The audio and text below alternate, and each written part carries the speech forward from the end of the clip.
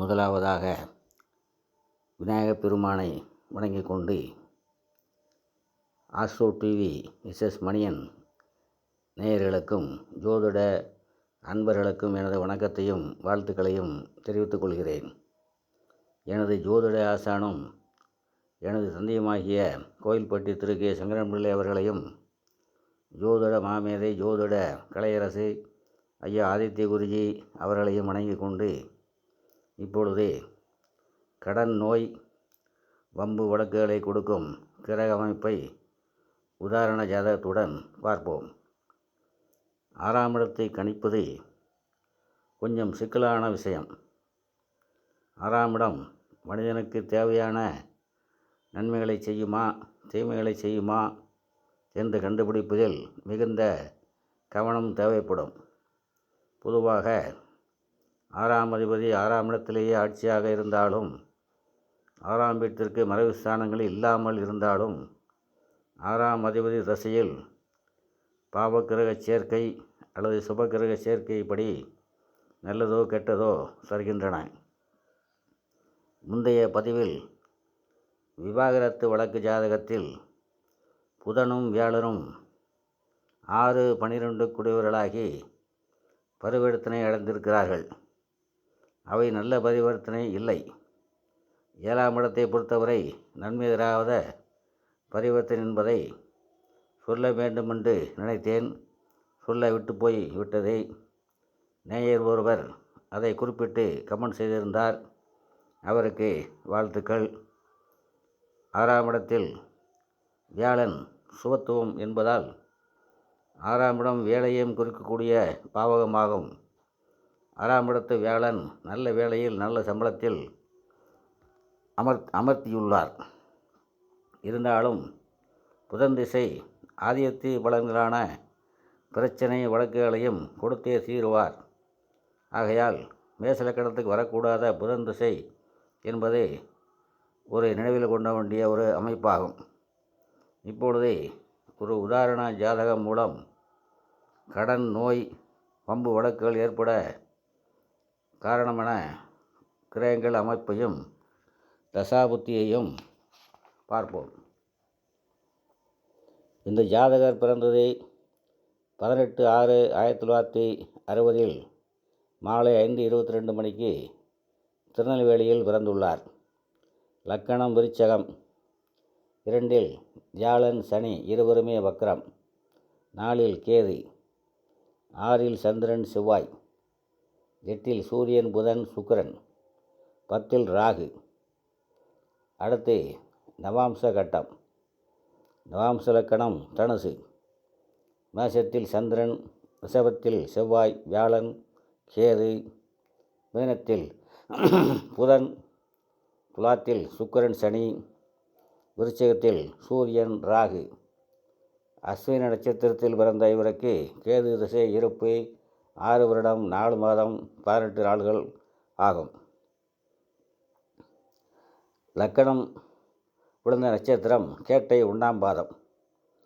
மிருகசீரிஷம் 4இல் சூரியன், அதாவது கிரக பாதசாரம். லக்கணம் விழுந்த நட்சத்திரம் கேட்டை 1ஆம் பாதம். மிருகசீரம் 4இல் சூரியன். அஸ்வினி 1இல் சந்திரன். புனர்வசம் 3இல் புதன். மிருகசீரிஷம் 3இல் சுக்கிரன். அஸ்வினி 2இல் செவ்வாய். மூலம் 2இல் வியாழன் வக்ரம். பூராடம் 3இல் சனி வக்ரம். பூரம் 4இல் ராகு. பூரட்டாதி 2இல் கேது. இவருக்கு இது கிரக பாதசார அமைப்பாகும். இது டிகிரி கணக்கு எல்லாத்தையும் சொல்லிக் கொண்டு போனால் நேரம் இழுத்து கொண்டே போகும் என்பதால் இது நம் பாதசார அமைப்பே போதும் என்று கருதுகின்றேன். இவருக்கு லக்னாதிபதி செவ்வாய் லக்கணத்துக்கு 6ஆம் இடத்தில் இன்னொரு வீடான மேஷத்தில் ஆட்சியாக உள்ளார். கூடவே பாபியாக தேய்பிரை சந்திரனும் உள்ளார். லக்கணப்புள்ளி அமைந்த கேட்ட நட்சத்திராதிபதி புதன் லக்கணத்துக்கு 8இல் ஆட்சியாக உள்ளார். இது ஒரு நல்ல நிலை அல்ல. வாழ்க்கையே போராட்டம் நிறைந்ததாகவே இருக்கும். 2ஆம் இடத்து அதிபதி வியாழன் 2லேயே ஆட்சியாக இருப்பதாலும் 4ஆம் இடத்து சனி வியாழனுடன் இருப்பதாலும் இவர் பட்டப்படிப்பு படித்துள்ளார்.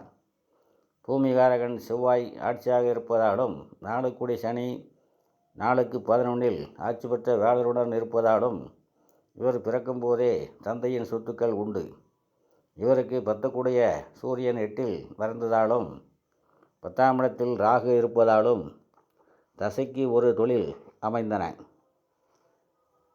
10 கூடையவுடன் வியாழன் சம்பந்தப்படுவதால் ஃபைனான்ஸ் தொழில், சுக்கிரன் சனியின் பார்வையில் இருப்பதால் கேபிள் டிவி தொழில், புதன் தொடர்பில் இருப்பதால் ஸ்டேஷனரி வியாபாரம், தொடர்புறவுக்கு புதன் காரகம் வகிப்பதால் எஸ்டிடி டெலிஃபோன் பூத் தொழிலும், குரு சனி சேர்க்கையாலும் சனிக்கு திரிகோணத்தில் செவ்வாயும் சந்திரனும் இருக்கிறபடியாலும் ரைஸ் மில் தொழிலும் செய்தார். இவருக்கு சந்திரதசை நடக்கும் பொழுது 9 கூடிய சந்திரன் 6ல் இருப்பதால் தகப்பனார் உருவாக்கிய சொத்தில் வில்லங்கம் வழக்கு ஏற்பட்டு வழக்கு தொடுக்கும் நிலை ஏற்பட்டது. அதாவது 99 வருட கான்ட்ராக்ட் என்று சொல்லக்கூடிய ஒப்பந்தத்தில் தகப்பனார் காலத்தில் ஏற்பட்டதில் அந்த இடத்துக்கு சொந்தக்காரர்கள் இவரை அதை அவர்களுக்கு ஒப்படைக்கும்படி நிர்பந்தப்படுத்த இவர் கோர்ட்டில் வழக்கு தொடரும் நிலை ஏற்பட்டது. அதுபோக 6ஆம் இடத்து சந்திரன் தொழிலுக்காக கடனும் வாங்க வைத்தார்.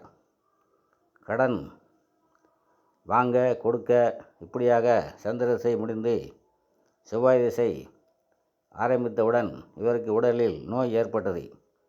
6ஆம் இடத்து அதிபதி ஆட்சியாகி தேய்பிர சந்திரனுடன் இணைந்து இருந்து 12ஆம் இடத்தை பார்ப்பதால் முதலில் காலில் பலத்த காயம் ஏற்பட்டு எவ்வளவோ வைத்தியம் பார்த்தும் கால் நோய் அதிகரித்ததை தவிர குறையவில்லை. அறுவை சிகிச்சை கூட நடந்தது. ஒரு தடவை கீழே விழுந்து துடை எலும்புகளோட முறிந்து விட்டன. அதன்பின் ஆபரேஷனும் செய்தார்கள். 6ஆம் இட செவ்வாயில் பலவிதமான நோய்களுக்கு ஆளானார். அதில் சுகர், பிரஷரும் அடங்கும். இவ்வாறாக 6ஆம் இடத்து அதிபதி நோயை கொடுத்தார். இதில் கோர்ட்டில் சொத்து வழக்கும் நடந்து கொண்டு இருந்தது. அது 10 கூடிய சூரியன் செவ்வாயின் நட்சத்திரமான மிருகசீரத்தில் இருப்பதால் இவர் தொழில் செய்யும் கட்டிடத்தின் மீதான வழக்கு நடந்து கொண்டிருந்தது. என்னிடம் ஜாதகம் பார்த்தபோது வழக்கு எனக்கு சாதகமாக வருமா என்று கேட்டார். அதற்கு நான் அடுத்து வரப்போவது ராகு திசை, அதாவது அவர் செவ்வாய் திசை முடியும் தருவாயில் அவர் ஜாதகம் கேட்கும் பொழுது அடுத்து வரக்கூடியது ராகு திசை.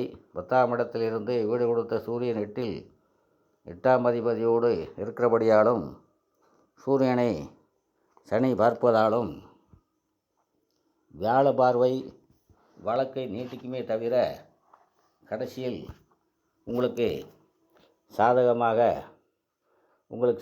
வரதுக்கு வழக்கு முடிவு உங்களுக்கு சாதகமாக இருக்காது, சொத்து கையை விட்டு போகும் என்று சொன்னேன். அதோடு 10ஆம் இட ராகு வீடு கொடுத்த கிரகம் 8ல் நீங்கள் எந்த தொழிலும் செய்ய முடியாது. ராகு திசை ஆரம்பித்தல். எனவே எந்த தொழிலும் செய்யாமல் சும்மா தான் இருப்பீர்கள் தவிர எந்த வேலையும் பார்க்க மாட்டீர்கள், தொழிலும் செய்ய முடியாது நிலை அமையும் என்று சொன்னேன். எனவே வழக்கை வாபஸ் பெற்று கொள்ளுங்கள், செலவாவது மிச்சமாகும் என்று சொன்னேன். அவர் கேட்கவில்லை. மேல்கோர்ட்டில் அப்பீல் செய்து வழக்கை மீண்டும் தொடர்ந்தார். இன்னொரு ஜோதிடரிடம் என்னையும் உடன் அழைத்து கொண்டு போனார். ஏனென்றால் நாங்கள் நண்பர்களாக பழகியதால் நீங்களும் உடன் வாருங்கள் என்றார். நானும் உடன் சென்றேன். அந்த அனுபவமுள்ள ஜோதிடர் பார்த்தவுடனே இது 3வது வழக்கு அப்படியா என்று கேட்டார். இவர் ஆமாம் என்றார். உங்களுக்கு இந்த வழக்கு சாதகமாக இருக்காது, 2 முறை உங்களுக்கு சாதகம் இல்லாத பலன் இல்லாதது போல இப்பவும் உங்களுக்கு சாதகமாக வராது என்று ஒரே வரியில் சொல்லிவிட்டார். மேற்கொண்டு எந்த விவரமும் அவர் சொல்லவில்லை.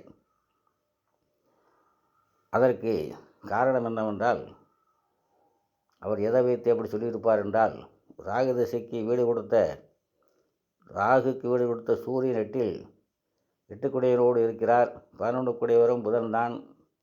புதன் 16ஆம் வீட்டோடு தொடர்பு இல்லாமல் 8ஆம் வீட்டோடு தொடர்பு ஆட்சியாக இருப்பதால் 8ஆம் வீட்டு பலனை முழுமையாக செய்வார். தீராத நோய் கடன் வழக்கு சாதகம் இல்லாமல் சொத்து கையை விட்டு போகுதல் போன்ற தீய பலன்களே நடக்கும் என்பதால் தான் அவர் அப்படி சொல்லியிருக்கிறார். அதுபோலத்தான் நடந்தது. நானும் அப்படித்தான் சொன்னேன். இது நான் சொன்னதால் நடந்ததே, அந்த ஜோதிடர் சொன்னதால் நடந்தது என்று பெருமை பேசவில்லை. நமது ஞானிகள் இந்த கிரக அமைப்பு இருந்தால் இந்த மாதிரி நடக்கும் என்று சொல்லி இருக்கிறார்கள் அல்லவா? அவர்களுக்குத்தான் பெருமை, ஜோதிடத்துக்குத்தான் பெருமை, நமக்கு, அதாவது ஜோதிடர்களுக்கு அல்ல. கடன், நோய், சொத்து வழக்கு இவற்றை உதாரண ஜாதகத்துடன் விளக்கியது போதுமென்று நினைக்கின்றேன். இது நன்றாக கவனிக்க வேண்டியது, செவ்வாய் திசை வரும் வரை நோய்கள் வரவில்லை, ஆரோக்கியமாகவே இருந்தார். ஆக அந்தந்த தசை வரும்பொழுது அந்தந்த கிரகம் தனது ஆளுமையை செய்கிறது என்பதை அறியலாம். இத்துடன் இப்பதிவை நிறைவு செய்கின்றேன். மீண்டும் அடுத்த பதிவில் சந்திப்போம். எனது பதிவை பிடித்திருப்பவர்கள் லைக் செய்யவும், கமெண்ட் செய்யவும், நண்பர்களுக்கு ஷேர் செய்யவும், சப்ஸ்கிரைப் செய்யாதவர்கள் சப்ஸ்கிரைப் செய்யும் என்று அன்போடு கேட்டுக்கொள்கிறேன். அனைவரும் நலமாக இருப்பீர்கள். வாழ்க வளமுடன். நன்றி, வணக்கம்.